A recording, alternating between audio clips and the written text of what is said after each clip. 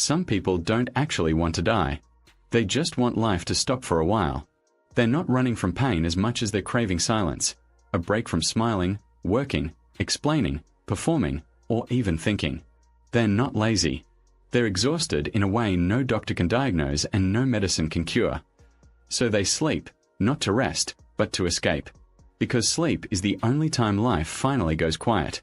We glorify hustle. We praise staying awake. You only live once, people say. But what if being awake is the problem? What if real peace isn't in living but in not having to? In sleep, you don't owe anyone anything. Not your attention, not your presence, not your best self. You're not beautiful or ugly. You're not a parent, a student, a failure, or a success. You're nothing.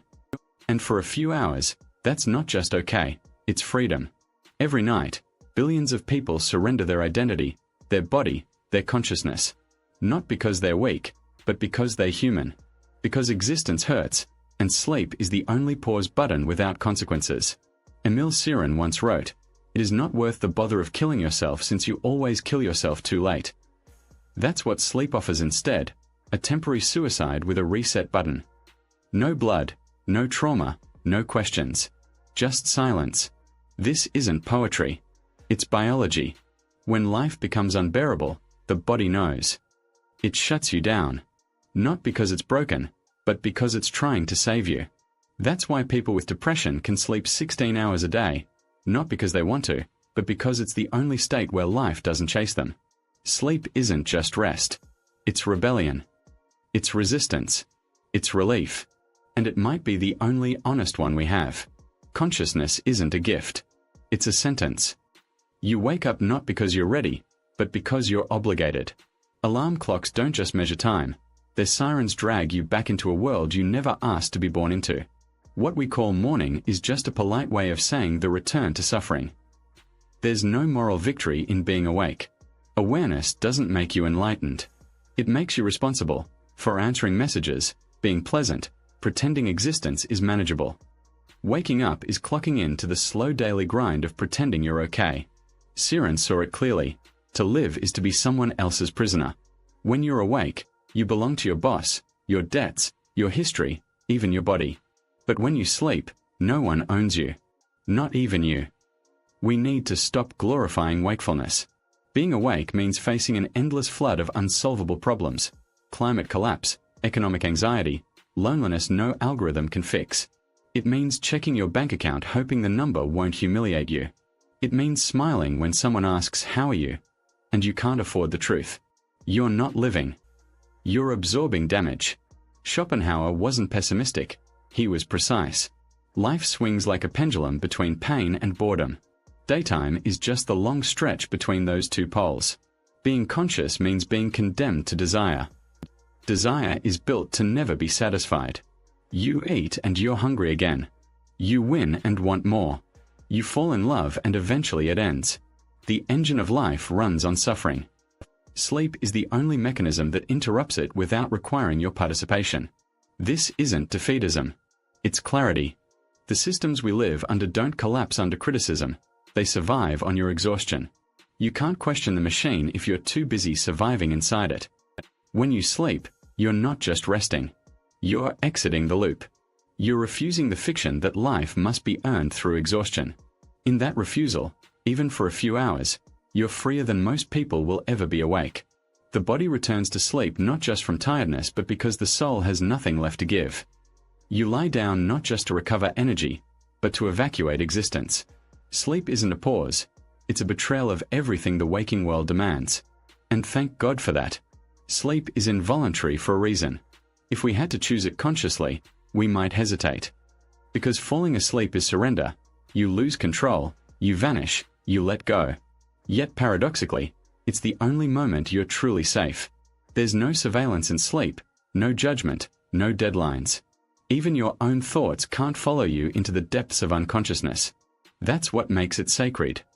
Cioran saw sleep for what it is, the greatest invention. Not a state, but a continent, untouched by ideology, shame, or the 1,000 humiliations of daylight. And it's free. It requires no permission, no progress, no performance. While the world screams at you to become something, sleep lets you be nothing. Not a dreamer, not a fighter, not a brand. Just off. People chase meditation, drugs, sex, fame, all to feel what sleep gives for free: absence. Not numbness, not sedation, absence. The radical removal of the burden of self. Fernando Pessoa once wrote, "Life tires me and its lack of meaning tires me even more." In sleep, that exhaustion isn't healed, it's suspended. And in a world that refuses to let you stop, suspension is salvation. We celebrate love. We worship ambition. But maybe it's time we also honored the quiet miracle of simply getting to shut everything off. We chase freedom like it's our birthright, but every kind of freedom comes with a price. It asks for effort, sacrifice, performance. All of it has terms. Sleep is the only freedom that asks for nothing and gives everything. It doesn't care if you're broken, ashamed, poor, guilty, forgotten. It doesn't need you to earn it. It simply arrives, like a stray animal curling at your feet, wanting only space. In that quiet mercy, sleep reveals a brutal truth. The only place you are truly untouchable is the one where you no longer exist. Inside dreams, the dead speak. The impossible breathes. The unbearable becomes beautiful. What you lost returns. What you fear dissolves. What never existed becomes real enough to touch. No law rules this territory. Not gravity, not time, not failure. People cry after dreams not because of what they saw, but because of what they remembered was possible. Waking life is a contract signed under coercion, rules, limits, delays. But dreams are mutiny. As Cioran wrote, reality is a creation of our boredom.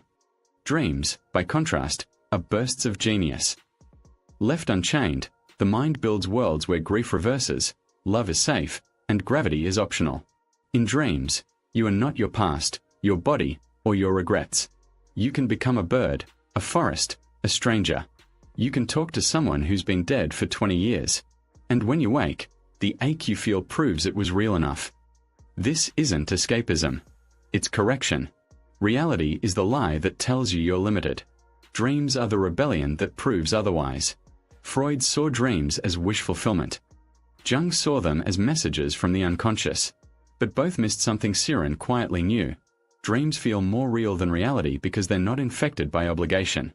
In dreams there is no rent, no aging, no self-consciousness. You're not being watched, measured, or edited.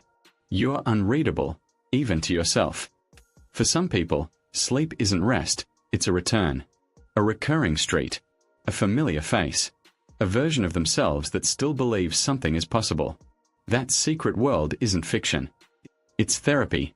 Architecture. Revenge. Your mind builds it not to distract you but to remind you that the limits of waking life are designed, not divine. Waking up hurts not because you're refreshed but because the lie resumes. The weight returns. The edges close in. Dreams collapse. You lose the freedom you had just moments ago. Some people don't sleep because they're tired. They sleep because they can't bear the version of themselves they're forced to be awake with. Sleep becomes the last shelter for the emotionally undocumented. It's not healing. It's hiding. And it works. Their lives so shredded by reality that sleep is the most successful form of self-preservation. Not therapy. Not religion. Not hope. Sleep. People call it laziness as if exhaustion were a sin rather than a symptom. They don't see the full picture. Jobs that devour, parents who criticize more than comfort, shame that no achievement ever washes off. There's no pill for being too aware of your own failure to belong in this world. So you sleep. Cioran didn't romanticize despair. He dissected it. Only optimists commit suicide, he wrote. The others are too weak to do anything but sleep. That's not a joke. It's a diagnosis.